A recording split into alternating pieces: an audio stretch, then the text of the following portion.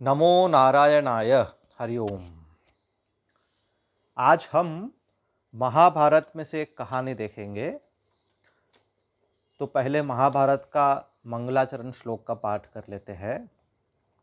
नारायणं नमस्कृत्य नरं चैव नरोत्तमं देवीं सरस्वतीं व्यासं ततो जयमुदीरयेत्। तो महाभारत ग्रंथ का एक नाम है जय।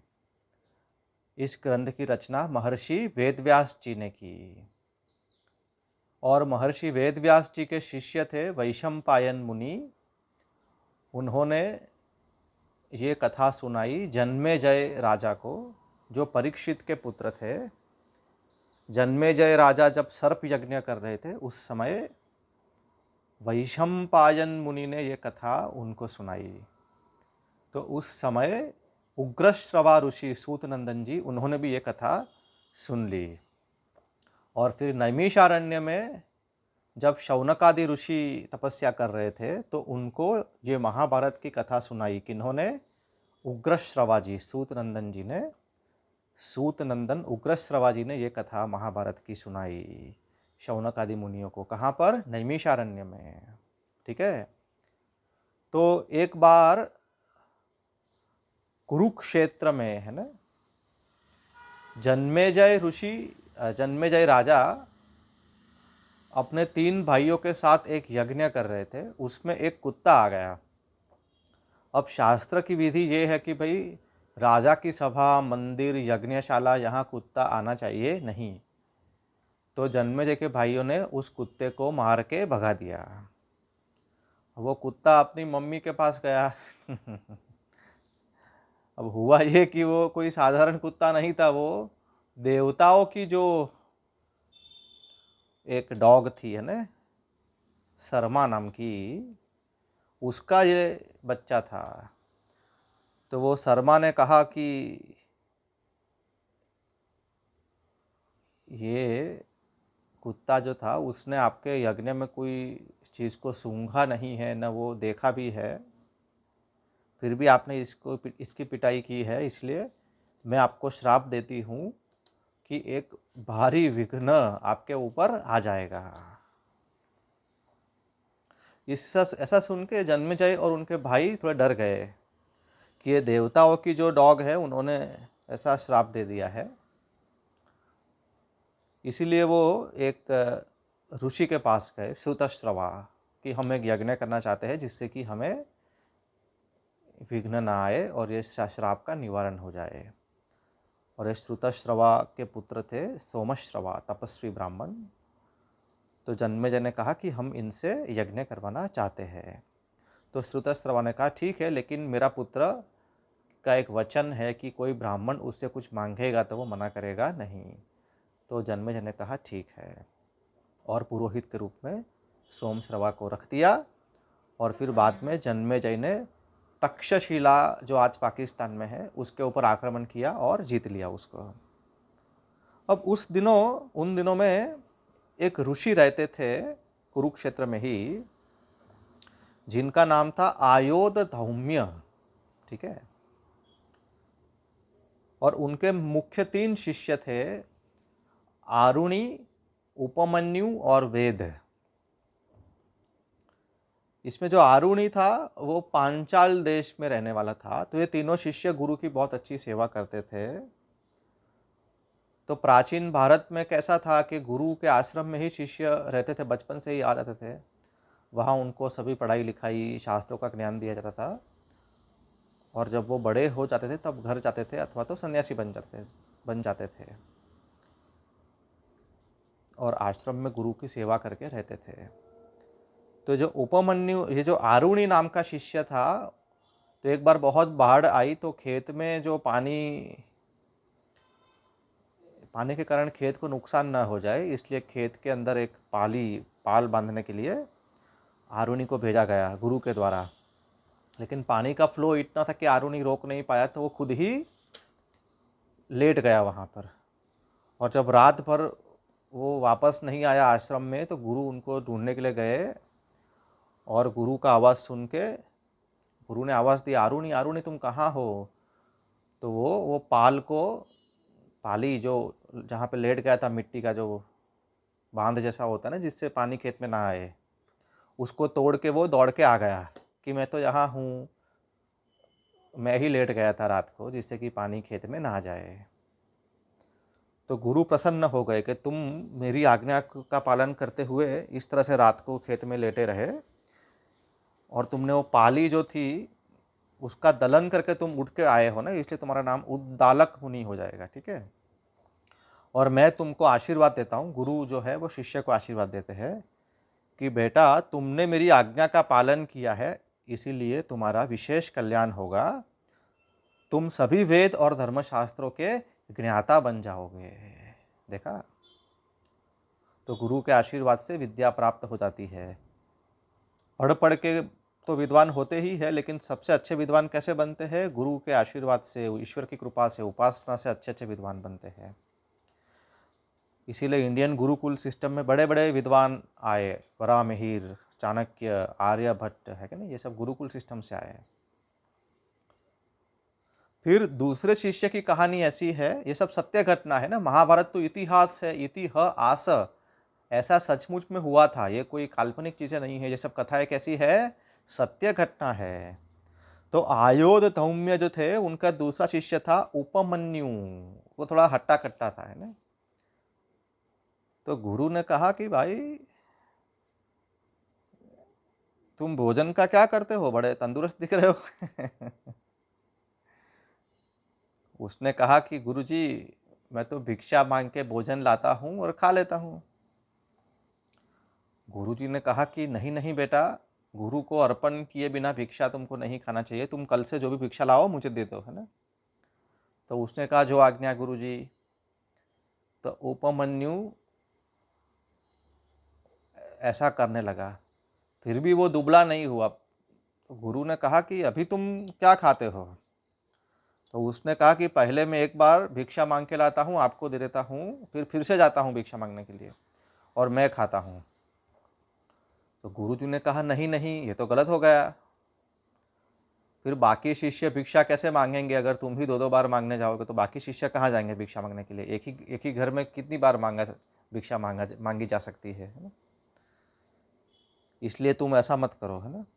उसने बोला ठीक है गुरुजी, जो आज्ञा है। फिर कुछ दिनों के बाद फिर भी वो पतला नहीं हुआ, तो गुरुजी ने कहा कि अभी तुम क्या खाते हो? उसने कहा गुरुजी ये जो गाय गाय है उनका मैं दूध पी लेता हूँ।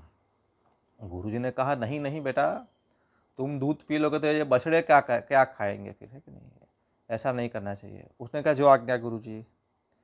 फिर कुछ दिनों के बाद गुरु ने पूछा कि अब तुम क्या खाते हो? उसने कहा कि ये जो बछड़े गाय का दूध जब पीते हैं तो थोड़ा सा फेन उनके मुंह से निकलता है, बछड़े के मुंह से, वो मैं पी लेता हूँ। गुरु ने कहा अरे अरे ये तो बहुत ही गलत हो गया, तुम भूखे ना रह जाओ इसलिए बछड़े अपने मुंह से फेन निकालते रहते हैं। फिर वो क्या दूध पिएंगे, वो भी भूखे रह जाते हैं, तुम तो बछड़ों को भूखा रख रहे हो, ऐसा मत करो। उसने कहा ठीक है गुरुजी। अभी उसके सभी रास्ते बंद हो गए भोजन के, तो वो एक दिन जंगल में दोपहर में बहुत गर्मी में भूख प्यास से व्याकुल था, उसके पास कुछ भी खाना नहीं था, तो उसने आकड़े के पत्ते खा लिए, है ना, पॉइजनस। उनको खाने के बाद उसके पेट में तीक्ष्ण सब रस उत्पन्न हुए, है ना, और उसके कारण जहरीले रस उत्पन्न होने के कारण उसकी आंखों की रोशनी चली गई, वो अंधा हो गया उपमन्यु, और जंगल के अंदर वो एक कुएं के अंदर गिर गया। जब रात भर वो वापस नहीं आया तो गुरु ने सब शिष्यों को कहा अरे शायद इसको खाना नहीं मिल रहा है, इसलिए वो गुस्से में आके चला गया लगता है, चलो उसको ढूंढते हैं। तो सभी लोग जंगल में उसको ढूंढने के लिए गए, उपमन्यु उपमन्यु तुम कहाँ हो?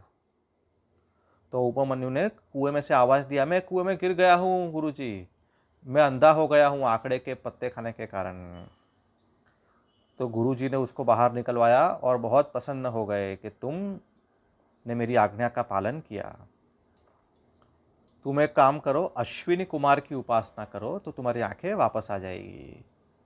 अश्विनी कुमार देवताओं के वैद्य, उनकी उपासना की, उनका स्मरण किया उपमन्यु ने, तो अश्विनी कुमार आ गए और अश्विनी कुमार ने मालपुआ दिया उसको, है ना, एक मिठाई कि ये खा लो तुम्हारी आंखें ठीक हो जाएगी। उपमन्यु ने कहा कि मैं तो गुरु जी को अर्पण किए बिना भिक्षा नहीं ले सकता हूँ, मेरे को ऐसा आदेश है, इसलिए मैं नहीं ले सकता हूँ। तो अश्विनी कुमारों ने कहा कि अरे तुम्हारे गुरुजी ने भी एक बार हमारी स्तुति की थी और उन्होंने उनके गुरुजी को अर्पण किए बिना ही खा लिया था प्रसाद, तो तुम भी खा लो। इसने कहा नहीं नहीं, मैं तो ऐसे नहीं खाऊंगा, गुरुजी को दिए बिना मैं नहीं खाऊंगा।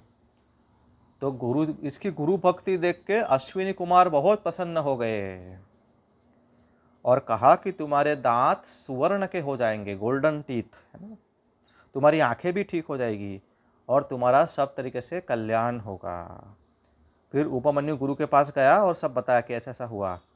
तो गुरु बहुत प्रसन्न हो गए, उन्होंने कहा कि जैसा अश्विनी कुमारों ने कहा है ऐसे ही तुम्हारा सब तरीके से कल्याण होगा और तुम्हारी बुद्धि में सभी वेद और धर्मशास्त्र अपने आप ही स्फुरित हो जाएंगे, ऐसा मैं तुमको आशीर्वाद देता हूँ। और तीसरा शिष्य था आयोध धौम्य मुनि का, वेद था उसका नाम, ठीक है। वो बड़े बड़े भारी जो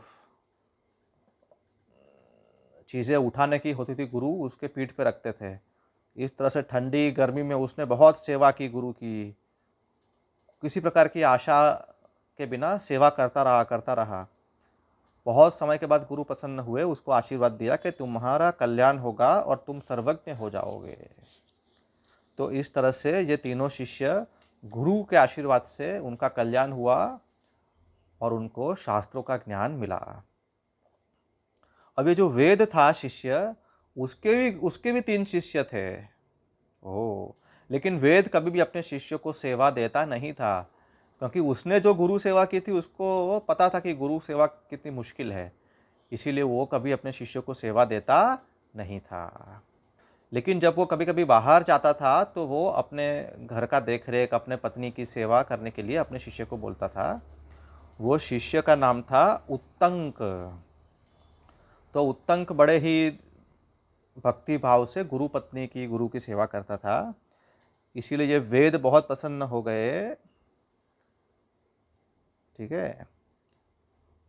और उत्तंक ने कहा कि मैं जाते समय अब आपको क्या गुरु दक्षिणा दूं, क्योंकि जब गुरु ने कहा कि मैं तुमसे प्रसन्न हूं, तुम अब जा सकते हो, तो उसने कहा कि मैं आपको गुरुजी क्या दक्षिणा दूं। उन्होंने कहा कि मुझे तो कुछ नहीं चाहिए, लेकिन तुम ये जो गुरु पत्नी गौराणी जो है ना, मतलब गुरु की जो पत्नी है, उत्तंक के गुरु की पत्नी, बोले उनको पूछो कुछ चाहिए क्या। तो जो गुरु की जो पत्नी थी, है ना, अर्थात शिष्य के लिए कौन हो गई, गुरु माता।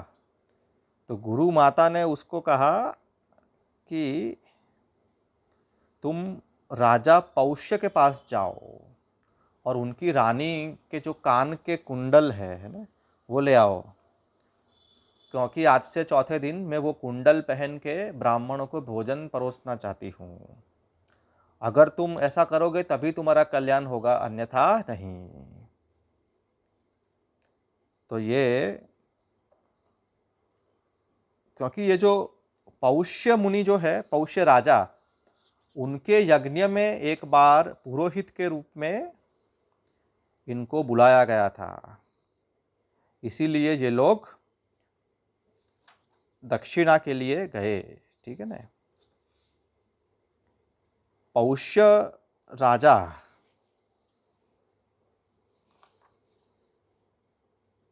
हम्म, पौष्य राजा और जन्मेजय, ठीक है, इन्होंने एक बार यज्ञ किया था और उसमें आचार्य के रूप में वेद को रखा था और वेद का शिष्य था उत्तंक। तो इसीलिए उत्तंक पौष्य राजा के पास दक्षिणा मांगने गया, क्योंकि उन्होंने वो राजा का यज्ञ करवाया था एक बार, ठीक है। तो ये उत्तंक राजा पौष्य के पास गया और कहा कि मुझे आपकी रानी के कान के कुंडल चाहिए। तो राजा ने कहा ठीक है, अंतःपुर में चले जाओ जहाँ रानी रहती है, वो ले लो उनसे मांग के। लेकिन उत्तंक को तो रानी दिखी नहीं। तो उसने कहा कि अंदर तो कोई है ही नहीं। तो राजा ने कहा तुम्हारा मुंह झूठा होगा, इसलिए तुमको नहीं दिखी है ना। अपवित्र व्यक्ति को रानी दिखती नहीं है क्योंकि वो पतिव्रता है। तो उत्तंक को राज याद आया कि जब वो राजा को मिलने के लिए रास्ते में जा रहा था पैदल, तो एक बड़ा हट्टा कट्टा आदमी एक बड़े हट्टे कट्टे बैल के ऊपर बैठा था, और उसने कहा कि ये बैल का मूत्र और है ना उसका जो गोबर होता है वो खा जाओ। तो इसने कहा नहीं नहीं तो उसने कहा कि तुम्हारे गुरु ने भी खाया था। तो फिर उसने खा लिया थोड़ा सा, और चलते चलते मुंह को पानी से उसने साफ कर दिया, नींव है ना, कुल्ले करके। तो उसको याद आया कि अच्छा मैंने चलते चलते मुंह को पानी से साफ किया था, इसीलिए मैं अपवित्र हूँ। इसलिए फिर वो बैठ के पानी से कुल्ले करके पूर्वाभिमुख होके पवित्र हो गया। पूर्व दिशा में बैठ के पानी से मुंह में कुल्ले करके पवित्र हो गया, हाथ मुंह धोया। फिर वो रानी को मिलने गया तो उसको रानी दिख गई, और रानी से उसने कुंडल मांग लिए। रानी ने कुंडल तो दे दिए, लेकिन कहा कि ये तक्षक नाग है ना, उसको भी मेरे कुंडल चाहिए, तो तुम ख्याल रखना कहीं वो तुमसे ले न ले, चुरा न ले। तो उसने कहा ठीक है। तो उत्तंक वो कुंडल लेके जब वापस आ रहा था तो रास्ते में पीछे एक नग्न साधु है ना, क्षपणक, जो जैन जो नग्न होते ना साधु, उनको क्षपणक बोलते हैं। वो कभी कभी पीछे दिखते थे, कभी नहीं दिखते थे, वो उनके पीछे पीछे आते थे है ना। तो एक जगह पे उत्तंक को प्यास लगी, तो वो कुंडल को रख के पानी पीने गया, इतने में वो कुंडल के साथ वो क्षपणक अदृश्य हो गया। अब वो नागराज तक्षक जो थे वो क्षपणक बन के आए थे। तो उत्तंक ने तो इंद्र के वज्र की सहायता से नागलोक तक उसका पीछा किया, और डर के मारे तक्षक ने वो कुंडल वापस दे दिए। फिर वो कुंडल उत्तंक ने अपने गुरु की पत्नी को दिए और उनके आशीर्वाद दिए। और फिर वो उत्तंक कहाँ आ गया? हस्तिनापुर। और वो जन्मेजय से मिला, और उसने कहा कि आप सर्प यज्ञ करो जिसमें सभी सर्पों को स्वाहा कर दिया जाएगा, विशेष रूप से तक्षक को, क्योंकि आपके पिता परीक्षित मुनि को भी तक्षक ने काटा था, और फिर परीक्षित का मृत्यु हुआ था। और मेरे भी कुंडल जो मैं मेरे गुरु माता के लिए लेके जा रहा था वो भी तक्षक ने चुरा लिए थे, इसलिए मुझे भी तक्षक के ऊपर गुस्सा है। इसीलिए आप सर्प यज्ञ करो, सर्प सत्र, ऐसा यज्ञ जिसमें आप स्वाहा बोलेंगे तो क्या होगा? हवा में दूर दूर से सर्प आके हवा में आके वो अग्नि में गिर के जल के भस्म हो जाएंगे। तो इस तरह से जन्मेजय ने सर्प यज्ञ किया। तो आज हमने ये कहानी देखी कि कैसे गुरु की कृपा से शिष्यों का सर्वविध कल्याण होता है। ओम श्री गुरुभ्यो नमः। नारायण।